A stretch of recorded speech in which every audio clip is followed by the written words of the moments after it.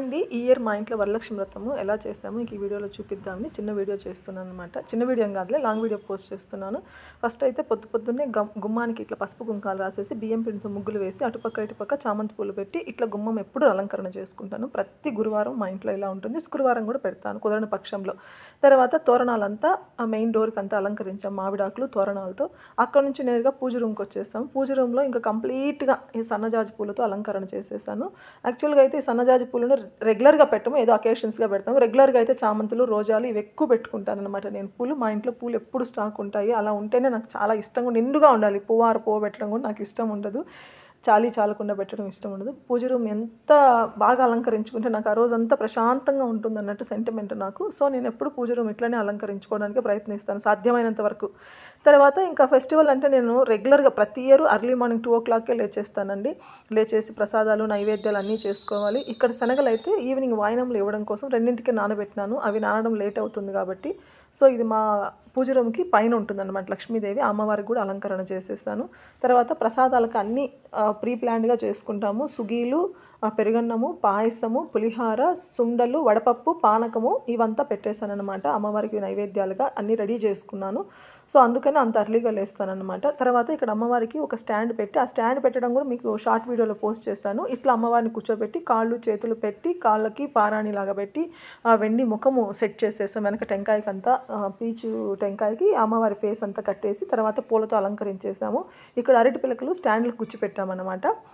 అట్లనే ఇక్కడ వచ్చేసి కలసం చేసుకున్నాం. కలసం రెడీ చేసాము. కలసంతో పాటు లక్ష్మీ గణపతిని కూడా పెట్టుకున్నాం అన్నమాట. ఎప్పుడు పూజ చేసినా కానీ లక్ష్మీ గణపతి చాలా ఇంపార్టెంట్. పసుపు ముద్ద చేసి పెట్టుకోవాలి. తర్వాత ఆ పసుపు ముద్ద మనము ముఖానికైనా పూసుకోవచ్చు, లేని పక్షంలో ఎక్కడైనా తొక్కని చోట నీళ్ళలో కలిపేసి పోసేయచ్చు అనమాట.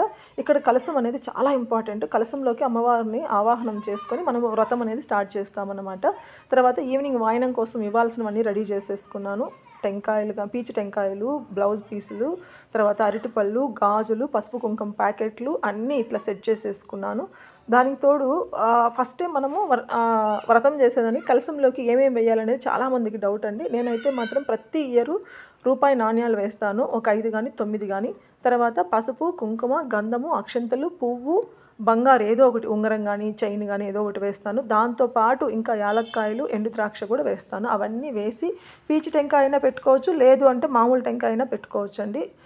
పెట్టేసి అరిటాకులైనా పెట్టచ్చు, మామిడాకులైనా అరిటాకులు కాదు తమలపాకులైనా మామిడాకులైనా ఏదైనా పెట్టచ్చు. కలసంలోకి పెట్టి టెంకాయని పెట్టి టెంకాయ మీద బ్లౌజ్ పీస్ పెట్టి అట్లా అలంకరణ చేసేసుకుంటాము. మళ్ళీ సపరేట్గా అమ్మవారికి ఇంకొక చీర, కొత్త చీర పెట్టి దాంట్లో అమ్మవారికి తాంబూలం సమర్పించుకున్నట్లు, వాయినం ఇచ్చినట్లు పసుపు కుంకుమ గాజులు, ఆ చీర, బ్లౌజ్ పీస్, చీరలో ఉన్న బ్లౌజ్ కట్ చేయము, ఎక్స్ట్రా బ్లౌజ్ పీసులు 2 పెట్టి అమ్మవారి ముందర పెడతామన్నమాట. ఇవన్నీ సెట్ చేసుకోవడానికి చాలా టైం టేకింగ్ ప్రాసెస్. పైగా నేను ఒక్కదాన్నే కాబట్టి పిల్లలకు స్కూల్ ఉంటుంది, వాళ్ళు అర్లీగానే లేచి వాళ్ళ పాటికి వాళ్ళకి మళ్ళీ సపరేట్గా టిఫిన్లు భోజనాలు అన్నీ ఉంటాయి, వాళ్ళ మళ్ళీ రెడీ చేసి పంపించాలి. సో నేనంతా ఈ వర్క్ అంతా ప్రీ ప్లాన్డ్గానే చేసుకుంటాను. ఈ పండగ అనగానే at least 2 to 3 months background work చాలా ఉంటుందన్నమాట. ఇంట్లో క్లీనింగ్ కానీ, కొనాల్సినవి కానీ, తెచ్చుకోవాల్సినవి అన్నీ చాలా హెవీ వర్కే.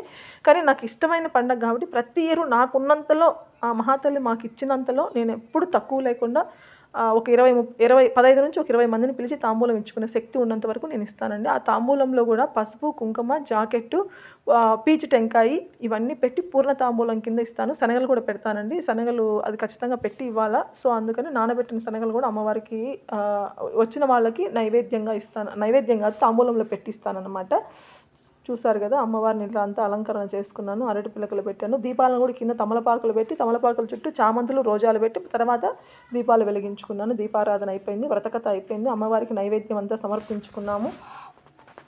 అన్నీ చేసిన తర్వాత ఈవినింగ్ మన ఇంటికి వచ్చిన ముత్తైదులందరికీ ఎవరు వచ్చినా ఆ రోజు పసుపు కుంకుమ ఇస్తే చాలా మంచిది. ఆ నెలంతా కానీ, లేదు శుక్రవారం మంగళవారం మన ఇంటికి వచ్చినా, జనరల్గా మన ఇంటికి ఎవరు వచ్చినా కానీ పసుపు కుంకుమ ఇస్తే చాలా మంచిది. మనకు ముత్తైదుతనం నిండు 100 ఏళ్ళు ఉంటుందని ఒక శాస్త్ర ప్రకారం అందరూ చెప్తూ ఉంటారు. సో నేను ఎక్కువ రెగ్యులర్గా ఫాలో అవుతూ ఉంటాను. సో ఇవన్నీ ప్రసాదాలు అన్నీ అయిపోయిన తర్వాత ఈవినింగ్ నేను ఇచ్చిన వాయినాల వీడియో మిస్ అయిందండి, అది పెట్టలేకపోయినాను. అదొకటి ఈసారి పెట్టలేకపోయినాను. ఎవరైనా ఫస్ట్ టైం నా ఛానల్ చూస్తాంటే సబ్స్క్రైబ్ చేసుకోండి. Thank you friends, thank you so much అనమాట. నన్ను ఇంతవరకు ఎవరైతే ఫాలో అవుతున్నారో వాళ్ళందరికీ ఇది అమ్మవారికి జడ కూడా పెట్టాను. పూల జడ కాదు, ఇట్లా జడ రెడీమేడ్ జడ బయట దొరుకుతుందండి ఇది. అది పెట్టాను. అమ్మవారికి నగలతో, చేతికి గాజులు, ముఖానికి కూడా మనం అన్ని గంధం బొట్లు అన్నీ పెడతామండి. అన్నీ పెట్టి సంపంగి పూలతో అలంకరణ చేసుకున్నాము. ఇక్కడ కూడా కలశానికి కూడా నగలు అంతా వేస్తాము. చెంబులో వేసిందే కాకుండా కలశం కూడా అమ్మవారితో సమానం కాబట్టి అమ్మవారిని అందులోకి ఆవాహనం చేసుకుంటాం కాబట్టి ఇక్కడ కలశానికి కూడా మళ్ళీ నగలు అంతా పెట్టుకుంటాం అన్నమాట. ఇది మా ఫైనల్ పూజా విధానము. Thank you friends, thank you so much. ఓం శ్రీమాత్రే నమః.